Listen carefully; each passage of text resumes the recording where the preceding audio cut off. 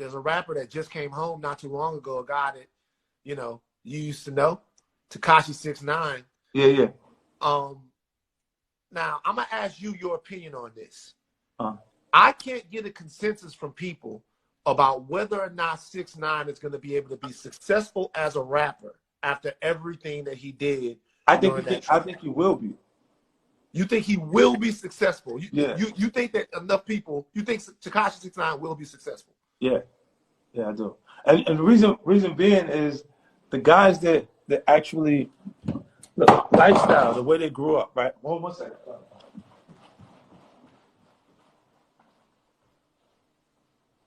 I didn't expect him to say that. I gotta be honest with you.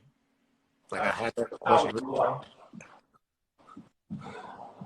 Gotta make sure powder go. Oh, powerful. So look, the guys that have in the cities that come from the environments where they adjust to kind of the street codes, the street lifestyle, right? Yeah. So these guys, they're looking at it like, nah, he snitched on everybody. Can't do it that. No, I ain't fucking. Right now, the actual consumers of hip hop music are in Middle America.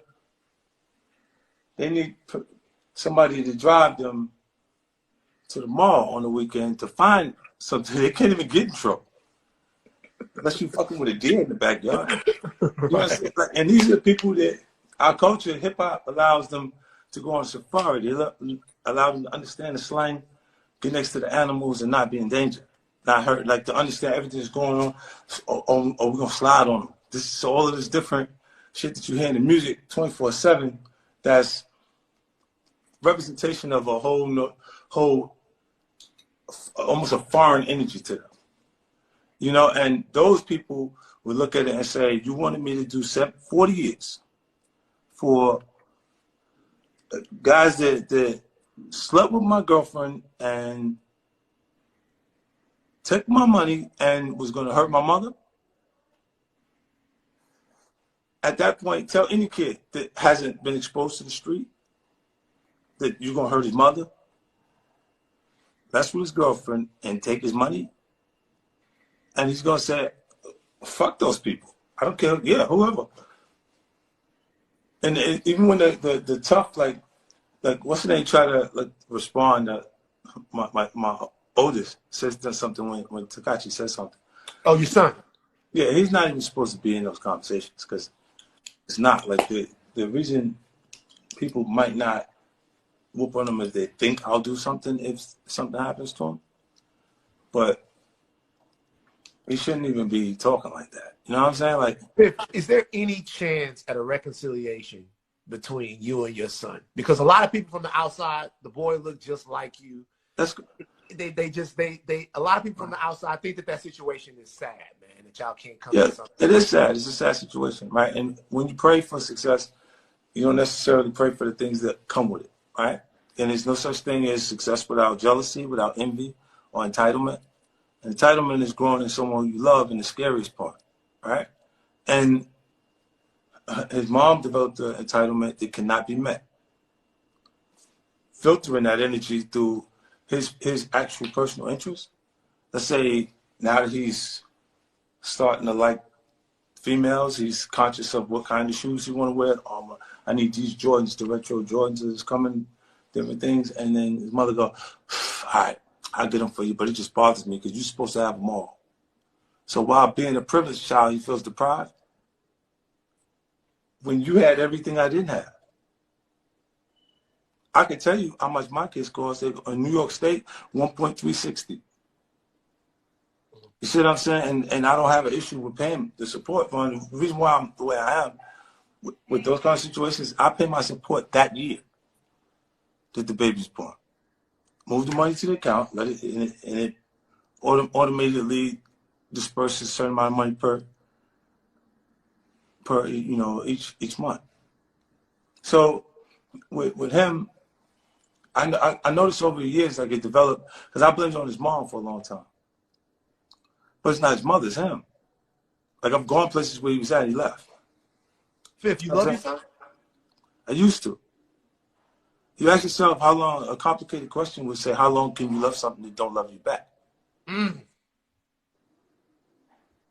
You see, so in this experience, you look and you say, I didn't think success would cost me my firstborn, but it's the situation. It's like my grandfather would say, if rattled like a snake, if it slithered like a snake, is it a snake or do you need to be bit?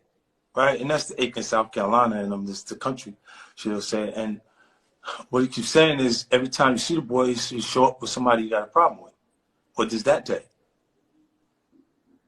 People will always try to make relationships on a common bond of disliking someone. Like, be friends with you because your enemy is my enemy. Yeah. And he sees himself that way. To the extent where he's actually taking pictures with Preem's son or doing different things that, and you go, well, I'm like, I don't even understand where your motivation comes from with these things, but. Can you excuse any of that because of how young he is? No, he's 23 years old, 24 years old. It's not a baby no more, it's a grown man.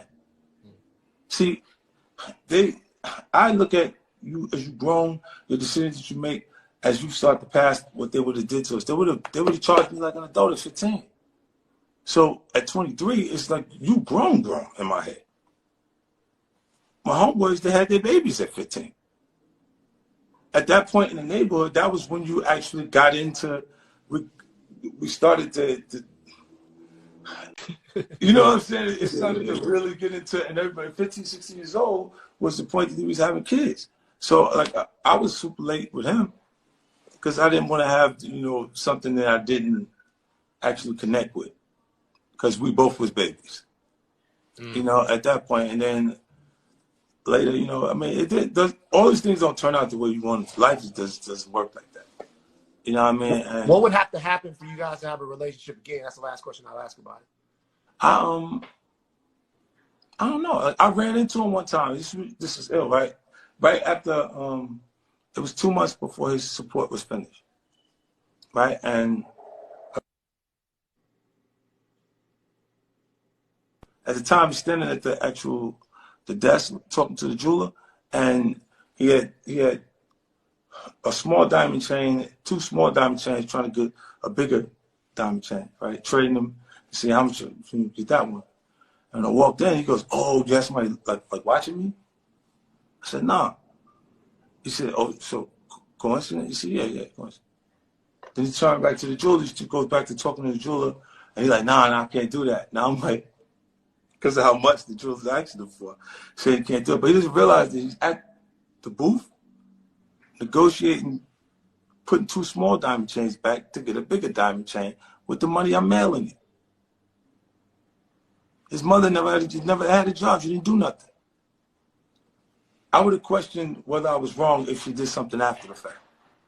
She genuinely did not want to do nothing. This girl looked me in my face and told me, like, she was like, "You bought Mike Tyson's house?" I said, "Yeah." She said, "So why you ain't telling me this?" I said, "Because you ain't moving there."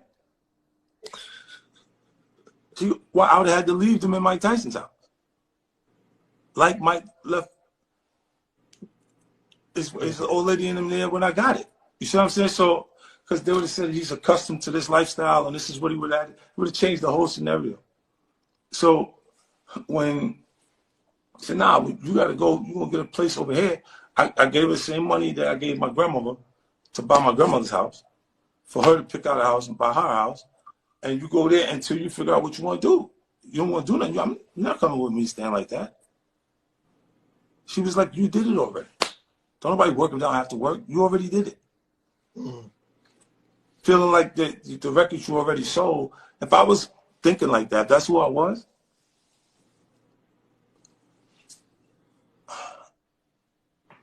Yeah, they've been over. Damn. Because if you think about it, a lot of people, like in the book I say, when you hustle, right? When you're a hustler, you adapt a mentality, you live by those ways, right? If you experience a setback, it's okay. It's always, the setback is for the get back. It's for, for you to feel that low, the way you feel when something goes bad. Damn, it's for how it feels when it's going right? So you can actually feel that, experience that joy at that point, and then you could be getting money. The Police sweep. You got 3 people busted at one time. You got to bail all of them out. I pay lawyer fees for all of them. You got to have all of your money that you had in the bank that you felt was just yours and profits is now taken out of your profits and placed into the necessity of keeping you functional. Right? And you bounce back from that. Like everybody get back, you get back. From there, like you look, what you say? The next meeting. Oh man, we didn't even talk about the book. So look, you said when you said, look, check it out, man. This is why it was cool to talk to you. You know what I'm saying? I didn't want to do this with just anybody. Like Ari, I did with